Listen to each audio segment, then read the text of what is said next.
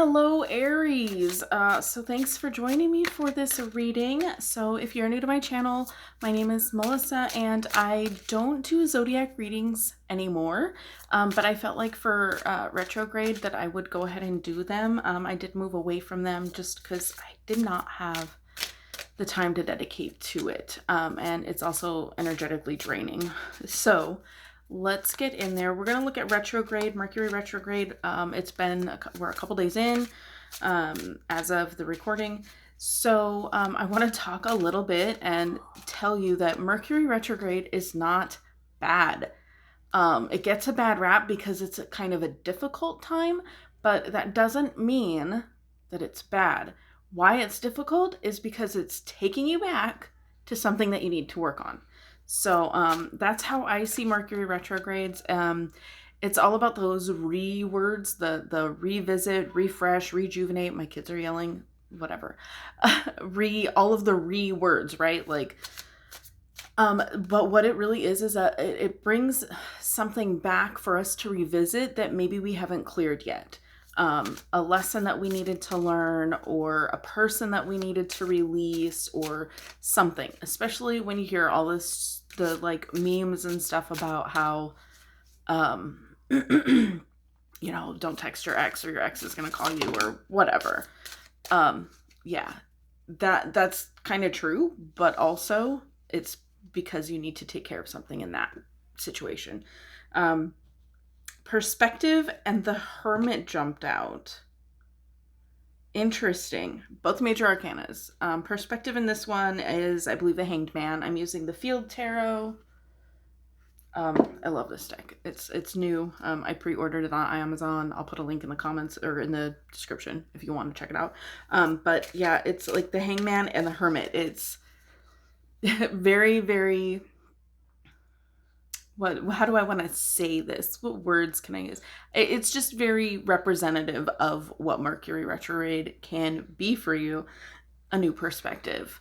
It's taking a different direction, a different approach. And with the Hermit, it's kind of like, this is something that you need to do yourself. This is a solo deal.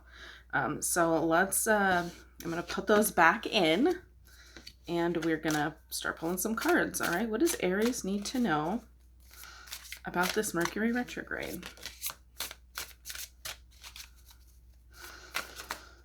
Okay, don't fall because I don't want to knock my coffee over to pick it up. Thank you. The Chariot, another major arcana. So I feel like there's something major kind of going on with you here. What else can we get with this Chariot for Aries? Okay, we're stopping there. Okay. So I feel like this Mercury retrograde is not going to be easy for you. So we have the Chariot, the Five of Cups, death and isolation, which is like the Eight of Swords. They have keywords on them. So we have the Chariot. I'll show you the images just so you know what I'm looking at. There's the Five of Cups. This is the Death card. And this is the Eight of Swords. So I feel like maybe you made a boo-boo. This feels like you have done something that maybe you regret. I'm feeling a lot of like regret for this. I just heard the word remorse. There's something I feel like maybe you did that you're not allowing yourself to move forward from. You're disappointed in yourself. The Chariot is about overcoming an obstacle. Notice in this deck that there is no actual chariot in the Chariot card. It is two horses walking down a path. It's almost like they've lost the actual chariot. They've lost the carriage. So I feel like the overcoming something for you, the sense that you get of overcoming from the Chariot card, is more of leaving it behind. You've kind of like ditched some weight.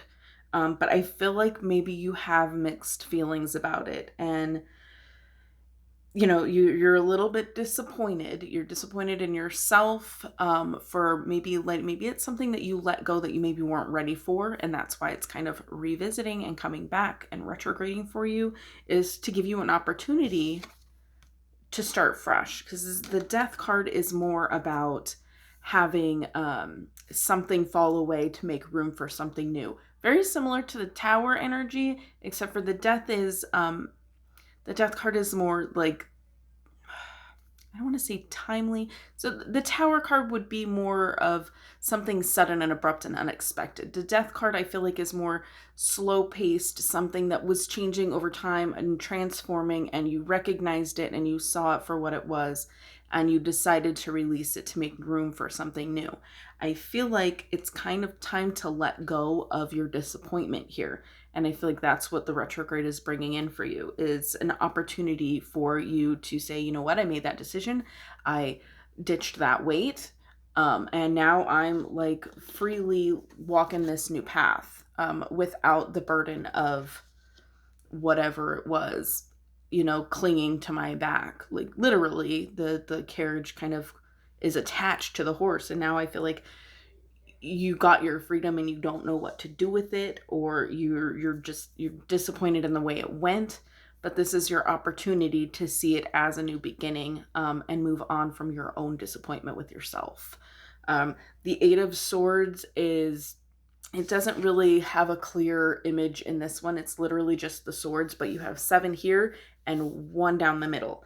That 1 down the middle for me is you, and that is you putting yourself in a box, you putting yourself in a situation that you can't, like, you don't want to deal with it. Like, you're purposely isolating yourself in order to, I mean, maybe I'm getting kind of the impression that you thought that was the best way to do it. We did have the Hermit card come out when we were shuffling.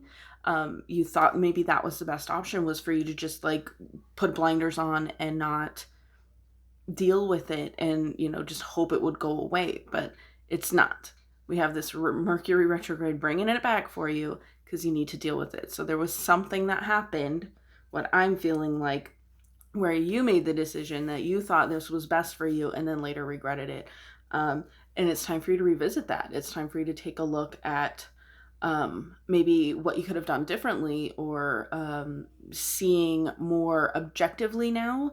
I feel like when you were in the situation and you were trying to get out of the situation, and I don't have a clear, like, it could be a relationship, but I feel like this is self-disappointment, not necessarily in another person. So this really could be in any aspect of your life. It could be a love situation, it could be a work situation, it could be anything that you decided to cut ties with. So you would know what that is for you. But I feel like whatever it was, you made the decision to let it go. And then later you were like, oh, fuck, why did I do that? How do I get it back? And you wanted to get it back. Well, here's retrograde bringing it back for you. So now it's your opportunity to look at it more objectively, to say, you know, you were emotionally invested in it at that time, and maybe it was kind of a rushed or rash decision where you were just like, you know, screw this, I'm out, and you left without really processing.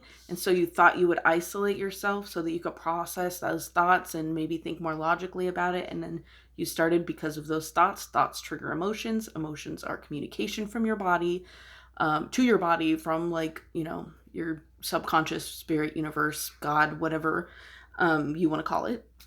But I feel like you kind of weren't thinking when the action happened, decided to isolate yourself to not deal with it, you know, and maybe you were thinking that you would just get all in your head about it, which triggered some emotions, and then you were like, now I'm disappointed. Why did I do that? So this is your chance for a new beginning. So whether that is something that you regretted losing or regretted getting rid of, and you have the opportunity to get it back, or it's an opportunity for you to see it without being emotionally invested in it. And now that you've had this time to reflect, another reword for Mercury retrograde, you've had time to reflect, and now you're like, okay, so maybe the way I went about it was wrong, but I still think it was the best decision. I'm open for something new. It is time to close that chapter, and now you can make peace with it. So I feel like that's what kind of Mercury retrograde is doing for you right now. Let me see. Is there anything else we need to know to wrap this up? Anything else that Aries should be aware of regarding this particular situation?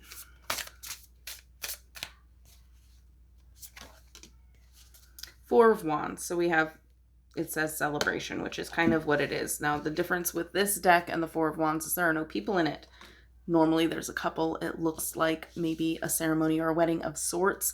But this is stability. So whatever you decide, that I feel like is your end goal, is stability. So if leaving this behind, you know, was hard, but you know it's better stability wise, then that should be your focus.